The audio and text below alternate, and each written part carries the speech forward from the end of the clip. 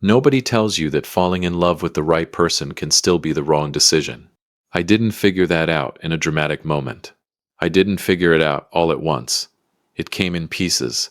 Small, quiet pieces that I kept finding reasons to ignore, because I was 35 years old, successful, and genuinely embarrassingly happy for the first time in my adult life. Her name was Megan, and for 14 months I thought she was everything. But I'm getting ahead of myself. My name is Nikolaos Papadimitriou. Nico, to everyone who actually knows me. I run a commercial real estate firm out of Metro Detroit. We're based in Birmingham, Michigan, right in the heart of Oakland County. My family has done well. My father, Stavros, built the business from nothing in the 80s. I came in at 26 and we scaled it together, and now it's the kind of operation that makes my grandfather, God rest him, look down from wherever he is and feel satisfied. But money was never the point in our house. Family was the point. Always family.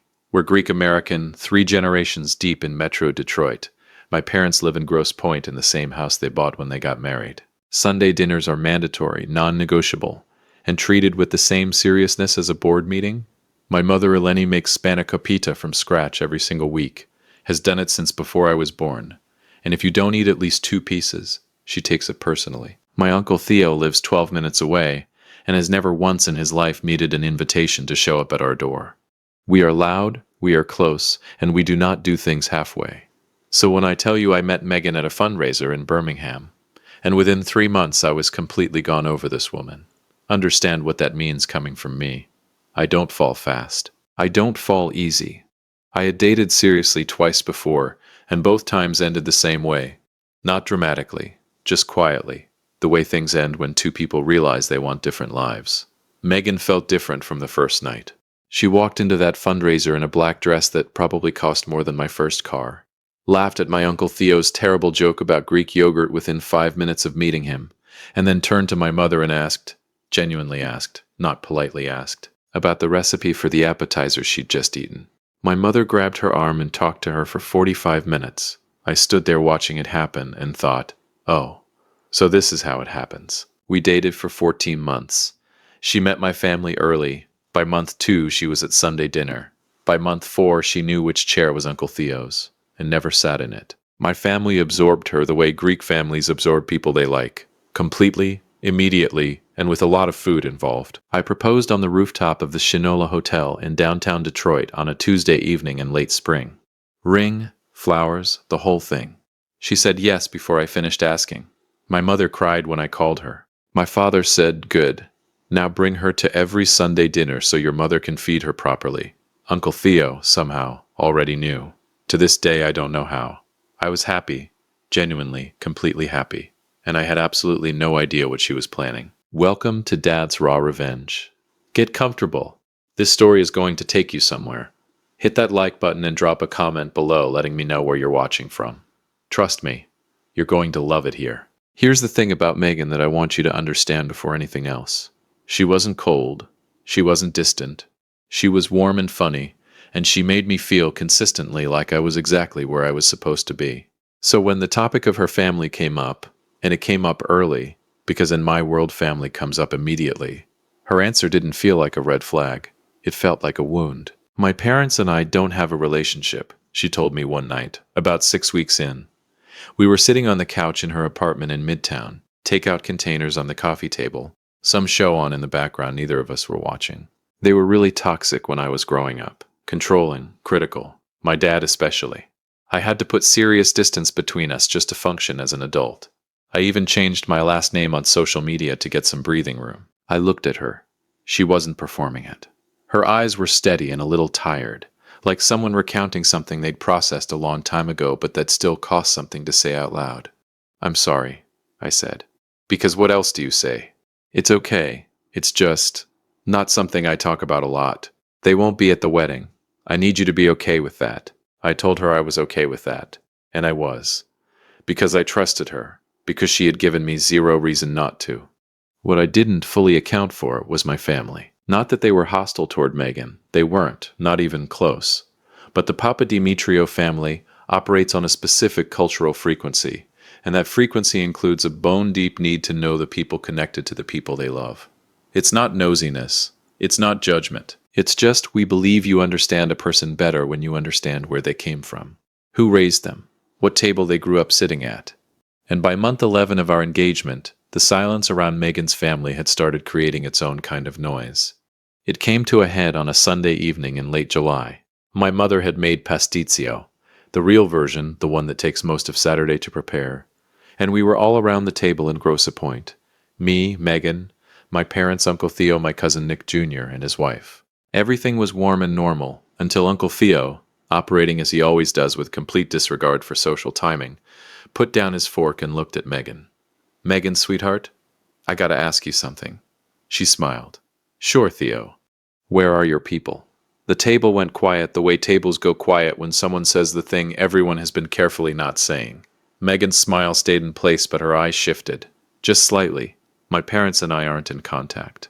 I've mentioned that." "I know you mentioned it. I'm asking about it." Theo wasn't being cruel. He was being Theo. Because in our family, and I mean this with love, you don't marry into a family you've never met. It's not how we do things.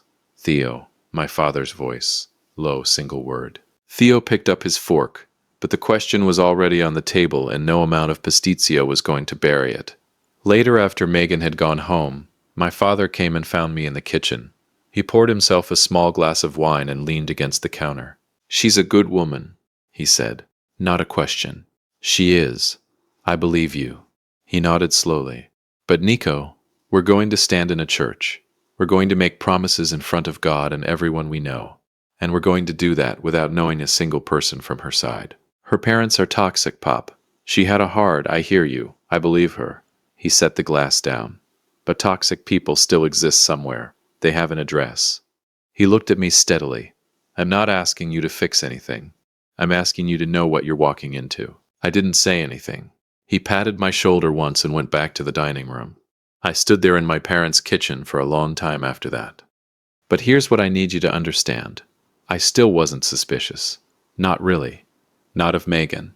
If anything, I was worried about myself. Because the one thought I couldn't shake, the one that kept surfacing on the drive home to Midtown, was this.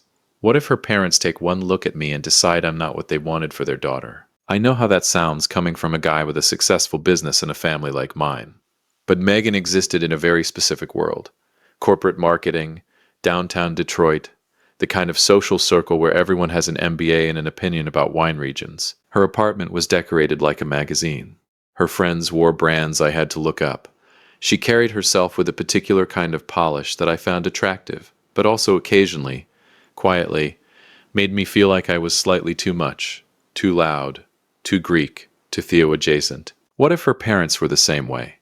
What if they had money, standards, expectations I didn't know about? What if they met me and Megan saw the whole thing through their eyes?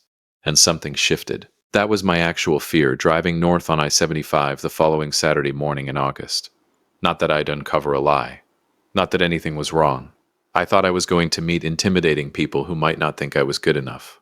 I was going to introduce myself, take whatever they gave me, and try to make a case for myself as the man their daughter had chosen. I genuinely thought I was the underdog in this story. Finding her parents hadn't actually required a private investigator, just a routine piece of administrative boredom. By month 11 of our engagement, Megan had moved into a high-rise condo downtown that my firm owns and manages. Because we were getting married in a few weeks, our legal team needed her to formally sign onto the master corporate lease for tax purposes. I was at my desk on a Friday afternoon when my office manager dropped the processed paperwork on my desk. I glanced down at the state-issued ID she had uploaded to the portal. Megan Melissa Bennett. Not Ashford, the name she used on social media and introduced to my friends. Bennett. Out of pure idle curiosity, I ran a quick property search on the name. A few clicks led to an old public record, a dormant Facebook profile she hadn't touched since college, and a primary address on Maple Avenue in Saginaw, Michigan. About an hour and 40 minutes north on I-75. I told Megan I had a property walkthrough. She kissed me goodbye without looking up from her laptop. The drive up was mostly me rehearsing introductions in my head, and quietly dreading the moment someone opened the door and looked at me like I wasn't what they had in mind. I got off the highway into Saginaw just before 10 in the morning, followed the GPS into a neighborhood of modest ranch homes, clean streets, American flags, the kind of block where people know their neighbors' names and wave from the driveway. I slowed down. Wait. I found the house. A well-kept ranch home, with a flower bed along the front walk and wind chimes on the porch. And in the front yard, moving slowly with a garden hose, was an older man in a Detroit Tigers t-shirt and reading glasses pushed up on his forehead, watering the flower bed with the unhurried patience of someone who had nowhere more important to be.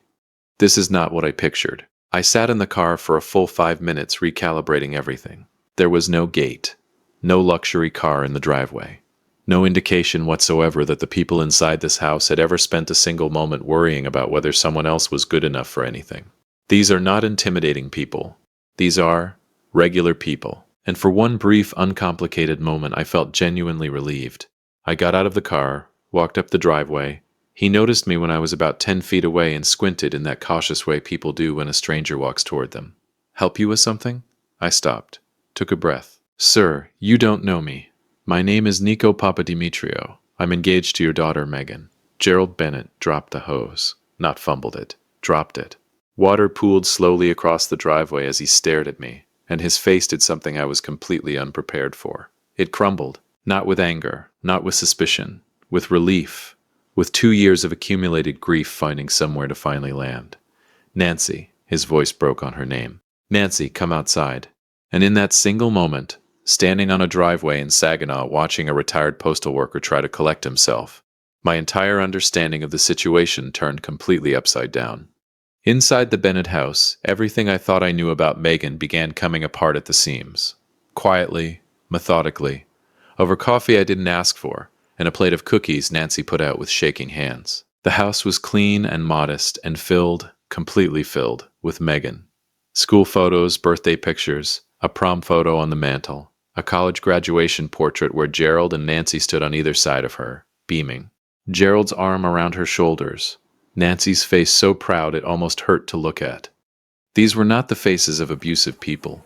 These were the faces of parents who missed their daughter. The story came out carefully. Gerald was a retired postal worker, 31 years. Nancy had been a school secretary in the Saginaw district for most of Megan's childhood. They had put her through the University of Michigan, full ride, no parent debt. They were proud of that, deeply proud. When Megan moved to Detroit and started building her corporate life, things changed slowly. Calls got shorter. Visits stopped. She started appearing in photos online under a different last name. Ashford, her middle name. At events with people Gerald and Nancy didn't recognize, wearing a version of herself they didn't quite recognize either. Then came the wedding conversation. The $100,000 ask. Gerald's heartbroken counteroffer of $15,000. Everything they could give without destroying their retirement. Megan's response: "If you can't invest in my future, you're not part of it." Blocked that same night, Nancy slid something across the table. A birthday card, sealed, unopened, stamped return to sender in red. Megan's handwriting on the return address label. Our address. I stared at the red stamp on the envelope, then slowly pulled my phone out of my pocket. I opened the text message Megan had sent me late the previous evening. The one I had read right before falling asleep. The one that had prompted me to make this drive in the first place. "Babe, great news. I reached out to my parents. They finally apologized for everything, and they want to meet you for lunch tomorrow before they head out on a trip. I'm so excited for you to finally meet them." The kitchen was very quiet. I looked up slowly. Gerald and Nancy Bennett were sitting directly across from me, completely oblivious to the digital reality their daughter was constructing in real time. I turned the phone around and showed them the screen. Nancy read it. She set the phone down gently, said nothing. Gerald looked out the kitchen window at the flower bed he'd been watering when I walked up. I thought about the drive up, my rehearsed introductions, my quiet fear that I wouldn't be good enough for these people. I almost laughed. I almost actually laughed. Because I had spent weeks worrying that Megan's parents might look down on me, that they might be too polished, too wealthy, too particular. And they were here, in Saginaw, in a ranch house on Maple Avenue. With wind chimes and a garden hose and 2 years of unopened birthday cards, the person who had decided someone wasn't good enough wasn't them. It was her. It had always been her. And just like that, the man who drove up I-75 nervous about making a good impression, that man was gone. The man who drove back to Detroit that afternoon was thinking about something else entirely. The difference between a good liar and a great one is that the great one never breaks character. Not even at the dinner table. Not even when everything is falling apart. I didn't confront her that night. I want to be clear about that because it matters. I pulled back into our parking garage in Midtown Detroit at a little past 2 in the afternoon, sat in my car for 10 full minutes, and made a very deliberate decision. Not yet. Not because I was afraid. Not because I doubted what I'd just seen and heard in that kitchen in Saginaw. But because I am my father's son, and my father taught me something about the moment right before a confrontation that most people get wrong. He said, "Nico, the man who reacts first almost never wins. Let them finish the lie. A half-told lie is just an argument. A fully told lie is a confession." I rode the elevator up to our apartment floor and stood outside the door for a moment. I could hear Megan inside, moving around, the low sound of a TV, completely unbothered, completely unaware. I put my key in the door, walked in. She was on the couch with a glass of white wine, and her laptop open to a venue website. She looked up and smiled the way she always smiled. Warm, easy, like I was the best part of her day. "How was the walkthrough?" "Promising," I said. "Long drive, though." "You look tired. You want me to order something?" "I want you to explain to me why your mother's birthday card is sitting in a drawer in Saginaw with our return address stamped on it in red. That's what I want." "Sure," I said. "Whatever you're in the mood for." I sat down next to her. She leaned her head briefly on my shoulder and went back to looking at venue photos. I looked at the screen without seeing any of it. On the outside, completely normal. On the inside, I was completely dismantling everything. That night, I lay in the dark and did what I do when I'm working through a complicated deal. I separated what I knew from what I assumed, and I built a timeline. What I knew, Megan's real last name was Bennett.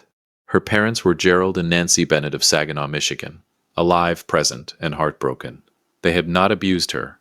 They had not been controlling or toxic in any way that Gerald, Nancy, or a single photograph in that house suggested. They had offered her $15,000 toward a wedding, been told that wasn't enough, and been erased the same night.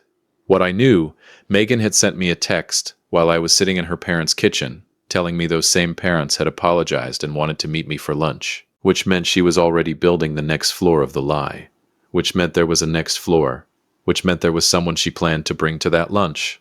Who? That was the question I fell asleep trying to answer. I didn't have to wait long. Over the next 3 days, I paid attention differently. Not suspiciously. I was careful about that. I didn't go through her phone. I didn't follow her. I just listened. The way you listen when you finally understand that every conversation has been happening on 2 levels simultaneously, and you've only been hearing one of them. I noticed that she mentioned her boss, a man named Robert Callahan, more than she ever had before. Casually, Robert thinks the Henderson account is going to close early, or in passing. Vivian Callahan was at that same fundraiser, apparently. Small mentions, nothing alarming. The kind of thing a person drops into conversation when they're trying to make someone feel familiar with a name before that name becomes important. She was warming me up to them.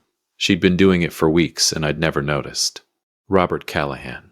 I looked him up from my office the following Tuesday morning with the door closed. Senior Vice President at Megan's firm, a wealth management company headquartered in downtown Detroit. His photo on the company website showed a man in his late 50s, silver-haired, the kind of effortlessly confident that comes from decades of never having to justify himself in a room. His wife Vivian appeared in a society column from a Detroit charitable gala from 2 years prior. Polished, highlighted hair, the whole picture. A wealthy, well-regarded couple. Exactly the kind of people you'd want standing beside you if you were trying to convince a traditional Greek-American family that you came from somewhere impressive. There they are. I sat back in my chair and stared at the corporate headshots of the Callahans. I realized then that Megan wasn't just a con artist. She was trapped in a prison of her own immense insecurity. She had spent a decade reinventing herself in Detroit, tailoring her identity to climb a social ladder that my family didn't care about, but her corporate friends did.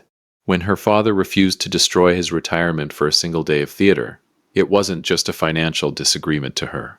In her mind, their modesty was a threat to the polished, wealthy illusion she had sacrificed everything to build. To keep the lie alive, she didn't just walk away from them. She had to erase them completely. And then I thought about what she must have told the Callahans to get them to agree to this. Because here's what I know about people like Robert and Vivian Callahan. They didn't get where they are by being stupid or careless. For Megan to get them to sit across a lunch table and introduce themselves as her parents, she had to have given them something that made sense.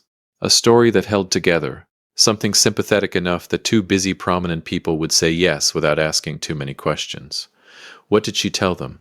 I turned it over for 2 days, and then on Thursday morning my phone buzzed with a reminder Megan had added to our shared calendar. Lunch, Robert and Vivian, the Lark, West Bloomfield, Saturday 12:30 noon. She'd added a note underneath. Can't wait for you to finally meet them, babe. This means everything to me. I stared at that note for a long time. It means everything to me. I thought about Nancy Bennett pressing a sealed birthday card across a kitchen table. I thought about Gerald Bennett's face when he read that text message over my shoulder. Yeah, I'll bet it does. I called my father that same Thursday from my car, engine running, sitting in the parking structure beneath our building. He picked up on the second ring. I need to talk to you. Come to the house. 20 minutes later, I was sitting at my parents' kitchen table in Grosse Pointe, the same table where Megan had charmed my mother, where Uncle Theo had asked his question, where everything had looked completely normal 2 weeks ago. And I laid it out. Everything. Saginaw, Gerald and Nancy, the birthday card, the text. Robert and Vivian Callahan. My father sat across from me with his hands folded on the table and listened without a single interruption. When I finished, the kitchen was quiet for a moment. Then he said, "What do you need?" 4 words. That's it. No lecture. No. I told you so. No dramatic reaction. I need to go to this lunch, I said. I need to build something bigger. My father nodded slowly. And the Bennetts? I'm going back to Saginaw after the lunch. I want to know if they're willing to be part of what comes next. He looked at me steadily. And what comes next? A dinner, I said. A real one, with the right people in the room. Another pause. Then my father stood up, straightened his jacket, and said, I'll talk to your mother about the restaurant. That was the whole conversation. My mother's reaction was slightly less contained. She came into the kitchen from the living room where she'd apparently been listening to the entire thing, which in our house is not eavesdropping, it's just being present, and stood in the doorway with her arms crossed and an expression on her face that I can only describe as the specific fury of a Greek mother who has fed someone spanakopita in her home and been lied to. She sat at my table, my mother said. Ma, she ate my food, Nico, in my house. And her mother is up in Saginaw with a birthday card that came back unopened. I know. Those poor people. I know, Ma. She looked at me for a long moment.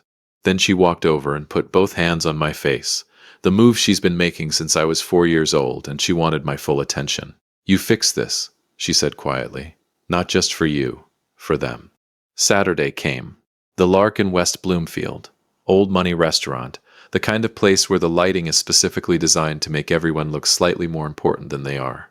Megan had made the reservation, naturally. I got there 5 minutes early and took a seat facing the door. They arrived together, Megan in the middle, one hand looped through Robert Callahan's arm, Vivian on his other side. Megan was glowing. Robert moved with the easy confidence of a man who had never once questioned whether he belonged somewhere. Vivian was all gracious smiles and careful posture. I stood when they reached the table. Big smile. Firm handshake. Nico, Megan said, her voice warm with a particular kind of triumph. This is my dad, Robert, and my mom, Vivian. Robert. Vivian. Not Gerald. Not Nancy. Robert. Vivian. I shook both hands. I've heard so much about you. Both of you. I had heard nothing about them because they did not exist in this role until approximately a week ago. We sat. Menus opened. And for the next 20 minutes I watched Megan perform with a fluency that under any other circumstances I would have found genuinely impressive. She laughed at Robert's observations a half-beat too quickly. She referenced shared memories with Vivian, mentions of trips, restaurants, family moments, and Vivian tracked along carefully, the way someone does when they're working from a script they only half memorized. Robert was smoother. He asked me questions about the business, made appropriate comments about Detroit's commercial real estate market, and generally acted like a man who had done his research and was determined to be convincing. They were all performing. The whole table was a stage, and I sat there eating pan-seared whitefish, being absolutely, perfectly charming. So, Robert, I said, setting my fork down with the relaxed ease of a man with no concerns whatsoever. Megan's told me a lot about you. You've clearly been a huge presence in her life. Robert smiled. She's been like family to us. Like family. There it is. That means everything, I said. I looked at Megan when I said it. She beamed back at me. Keep smiling, sweetheart. I'll be honest with you both, I continued, leaning forward slightly, the way I do in negotiations when I want someone to feel like I'm letting them in on something. My family is traditional. Greek on my father's side. We take the formal stuff seriously. My parents would never forgive me if we didn't do this properly. I paused. We'd love to host an engagement dinner next Saturday. Nothing overwhelming. Family, a good meal, a toast. My parents just need to welcome the people who matter to Megan before we get to the altar. Robert glanced at Vivian, a half-second of silent calculation. Then, we'd be honored. Megan grabbed my hand under the table so fast I felt it in my shoulder. Perfect, I said. I smiled at her. She smiled back. The full, radiant, triumphant smile of a woman who believes she has just won. The trap was already built. She'd just walked into it smiling. If you have been listening for a while, drop your thoughts in the comments. Hit the like button while you're at it, and be sure you're subscribed. The following 6 days, I moved quietly and precisely. Monday, I went back to Saginaw. I called Gerald from the driveway before I knocked. He opened the door before I finished knocking. We sat in the same kitchen, same coffee, same table. I told them about the lunch, Robert and Vivian Callahan, the performance, the engagement dinner I'd arranged. I told them I wanted them there. Nancy's hands went still around her mug. Nico, we don't want to make a scene. Nancy. I looked at her directly. My mother is going to stand at a church and welcome whoever walks through those doors into our family. She deserves to know who that actually is. I paused.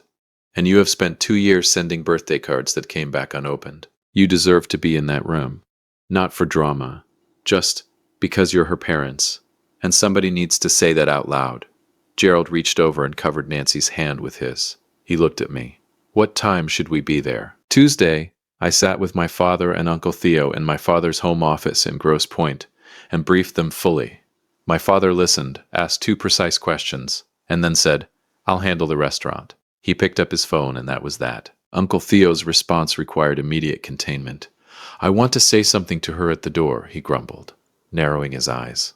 No, Theo. You say absolutely nothing, I told him, putting both hands on his shoulders. I need you to do something that is going to be the hardest thing you have ever done. Not one word until I stand up to make the toast. He looked at the ceiling, then at my father, chewing on the inside of his cheek. Fine, Theo finally hissed. But I want a double portion of tirapita before anyone else sits down, and I'm holding the door when we walk out. I looked at him and nodded. That I can absolutely guarantee you. Every piece was in place. Pegasus Taverna in downtown Detroit, my father's choice, and the right one, a restaurant that felt like someone's home, not a stage set. The private dining room in the back, white linen, candles, warm lighting. My mother had handled the menu personally and added a small framed photo of my grandparents to the welcome table because she said they should be there. Gerald and Nancy Bennett were driving down from Saginaw Saturday morning, checking into a hotel in Dearborn. Gerald had called me Thursday night to confirm. His voice was steady, careful, and at the end of the call, after we'd gone over the details, he said quietly, Nico, whatever happens in that room tomorrow, thank you. For going to Saginaw, for knocking on that door. A pause. She picked a good one, even if she doesn't know it yet. I didn't know what to say to that. So I just said, I'll see you tomorrow, Gerald. I pressed my suit Friday night, got into bed next to Megan, who was already asleep, already dreaming about whatever version of tomorrow she had constructed in her head. I lay in the dark and stared at the ceiling and thought about a man in a Detroit Tigers t-shirt watering a flower bed on Maple Avenue. A sealed birthday card with a red stamp across the front. A kitchen table where 2 people had been quietly waiting for 2 years for someone to finally show up. Someone had shown up. Tomorrow, so would they. You can build a lie as tall as you want, but the moment the right people walk through the door, the whole thing comes down. I woke up that Saturday morning in September with the kind of stillness that doesn't come from peace. It comes from certainty. I lay there for a few minutes listening to Megan in the bathroom. The sound of the shower, the hairdryer, the particular rhythm of a woman preparing for a performance she believes she has already won. And I thought about Gerald Bennett pressing his navy blazer in a Dearborn hotel room. Nancy standing at a mirror trying to hold herself together. 2 people who drove an hour and 40 minutes down I-75 for a dinner their own daughter had no idea they'd been invited to. Get up, Nico. Let's go finish this. Megan spent 3 hours getting ready. 3 hours.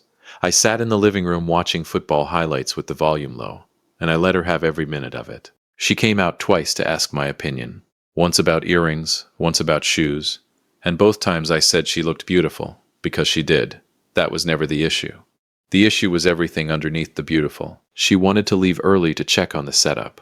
I told her to go ahead, that I had a quick call to make and I'd meet her there.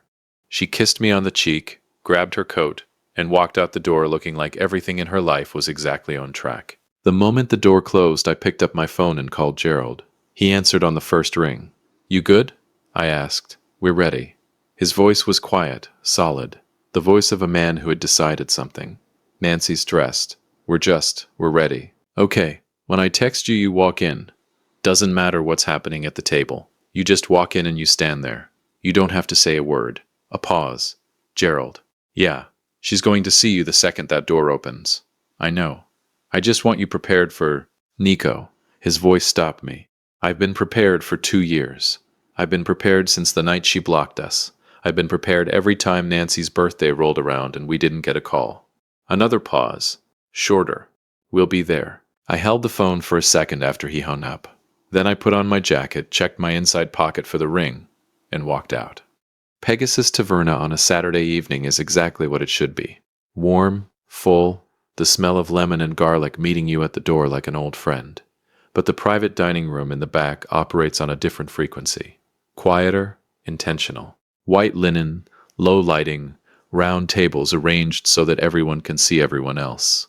My mother had been there since 4 in the afternoon. When I walked in at 6:30, she was adjusting the centerpiece flowers, with the focused energy of a woman who understood that the details of a room tell people how seriously you take them. She looked up when I came in and studied my face the way she's been studying my face since I was old enough to have something to hide. "You okay?" "Yeah, Ma. You sure?" "I'm sure." She crossed the room and put both hands on my face, looked at me for a long moment. "Your grandfather," she said quietly, "used to say that the truth always finds the biggest chair in the room, even when nobody invites it." She smoothed my collar. "Let it sit down tonight." I nearly lost it right there. Nearly. My father was near the bar talking with Nick Jr., already in his good charcoal suit. Completely composed, he looked at me when I walked over. One slow nod. That nod said, "Everything is in place. The room is set. Do what you need to do." Uncle Theo was at a side table with a full plate of tirapita and the concentrated expression of a man fulfilling a solemn obligation. He looked up at me, pointed at the plate, then pointed at me. His version of, I held up my end of the deal. "Don't you forget yours." I almost smiled. They arrived at 7.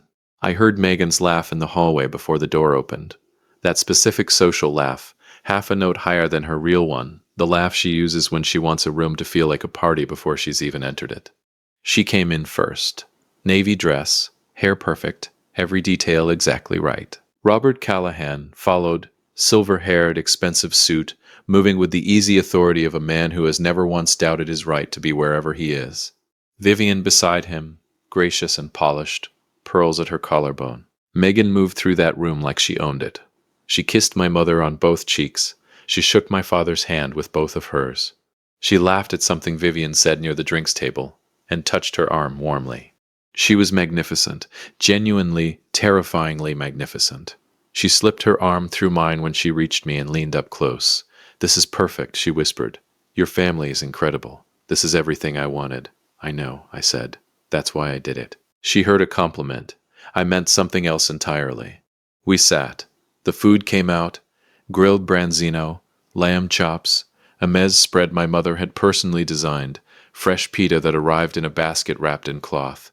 The table filled with the warm noise of a real family dinner. Robert Callahan was smooth and engaged, asking my father about the business with what appeared to be genuine interest. Vivian complimented my mother on the restaurant choice, and my mother received the compliment graciously, while privately thinking thoughts I will never fully know. Megan was glowing, relaxed, victorious. I ate.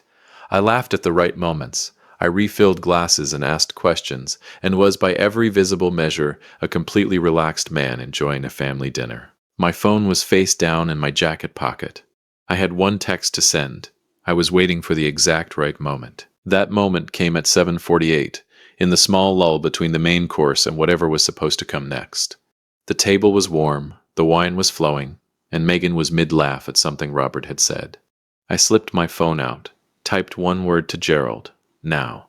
Then I stood up, the tap of a knife against a glass, that clean, clear sound that tells a room.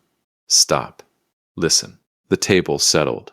Megan looked up at me with that full, radiant smile. The smile of a woman who thinks the next 60 seconds are going to be a toast about how much he loves her. I let the silence hold for just a beat longer than comfortable. I want to thank everyone for being here tonight. My voice was calm, measured. The way my father talks when something actually matters. In our family, a dinner like this isn't just a nice evening. It's a declaration. It's us saying, these people are real. These people matter. We don't do that lightly. I looked around the table slowly. My father taught me that. The people you bring to the table tell everyone exactly who you are. I paused. So I want to make sure tonight we have the right people at this table. I looked at Tony, the restaurant manager, standing near the back wall. He'd been briefed. He knew his cue. He walked to the side door and pushed it open. And in walked Gerald and Nancy Bennett. Gerald in his navy blazer, the one that didn't quite fit the way it used to. The one you could tell he'd had for years and saved for occasions that mattered. Nancy in a burgundy dress, small purse clutched in both hands, chin up, moving with the quiet dignity of a woman who had decided she was not going to fall apart in public no matter what happened next. They walked through that door and into the silence of that room, and Megan saw them. I was watching her face. I had positioned myself specifically to watch her face. The color left it like a tide going out. Fast, complete, and absolute. Her lips parted, her hand, the one holding her wine glass, went completely still. The glass tilted. I reached over without looking at her and steadied it, set it down gently on the linen. She turned to me. Her eyes were doing the rapid calculation of someone trying to find the story that saves them. I could see it happening in real time. The search for the exit, the angle, the version of this that she could still control. Nico, her voice came out thin, barely a voice at all. I went to Saginaw, I said quietly, not loudly. I wasn't performing for the room. I was talking to her 3 weeks ago. I drove up I-75 on a Saturday morning because I told myself maybe I can fix this for her. Maybe I can give her her family back as a wedding gift. I let that land. I found a man watering his flower bed on Maple Avenue in a Detroit Tigers t-shirt. I told him my name, and he dropped the garden hose. The room was a held breath. Your father worked for the Postal Service for 31 years, Megan. Your mother was a school secretary for most of your childhood. They put you through the University of Michigan, and they did it without a single dollar of debt because they wanted you to have everything. My voice stayed level. Even. They offered you $15,000, money from their retirement, and you told them that if they couldn't fund your life, they didn't exist. Her mouth opened.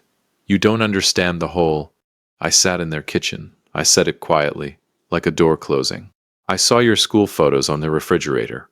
I held the birthday card you mailed back to our address without opening it. I paused. And while I was sitting there, you texted me, told me your parents had apologized and wanted to meet me for lunch.